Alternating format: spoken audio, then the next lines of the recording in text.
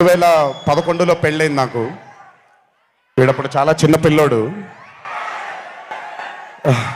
ఓ రోజు మామూలుగా అసలు మాట్లాడడానికి కూడా భయపడేవాడు. నేను ఇంట్లోకి వస్తున్నప్పుడు కూడా లోపలికి వెళ్ళిపోయాడు, ఎక్కువ నాతో మాట్లాడేవాడు కాదు. సో నేను కూడా చాలా ట్రై చేసేవాడిని. వీడేం మాట్లాడేంటి నాతో, వీడు కదా మాట్లాడాలి, వీడు మాట్లాడేవాడు కాదు. వీడు ధైర్యం చేసుకొని మొట్టమొదటిసారి నా దగ్గరకు వచ్చి ధైర్యం చేసుకొని చెప్పిన ఒకే ఒక మాట, బావా నేను యాక్టర్ అవుతానని. అంతే ధైర్యంగా నేను కూడా నా సపోర్ట్ నీకు ఉండదు, పోయి సావు అన్నాను. అంటే చెప్పాను కానీ బట్ నాకు ఎప్పుడూ ఒక చిన్న భయం ఉండేది.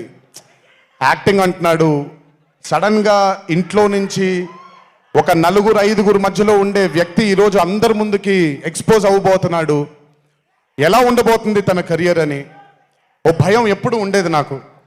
కానీ ఏ రోజు కూడా తను నాకు వచ్చే ఒక సీన్ కానీ నేను ఇలా చేద్దాం అనుకుంటున్నానని కానీ ఏ రోజు చెప్పలేదు. ఎందుకంటే నేనన్నా నాకేమీ చెప్పొద్దు నితిన్, నీకు కావాల్సింది నువ్వు చేసుకో, ఆ ఫ్రీడమ్ నీకు ఉండాలి లైఫ్లో, ఒకళ్ళ షాడో ఒకళ్ళ మీద పడకూడదు నితిన్ అని.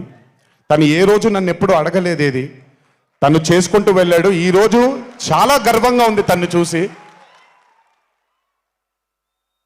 And this has happened because he's worked with good directors. మంచి దర్శకులతో, మంచి నిర్మాతలతో పనిచేశాడు కాబట్టి తనకి ఈరోజు తను యాక్టింగ్లో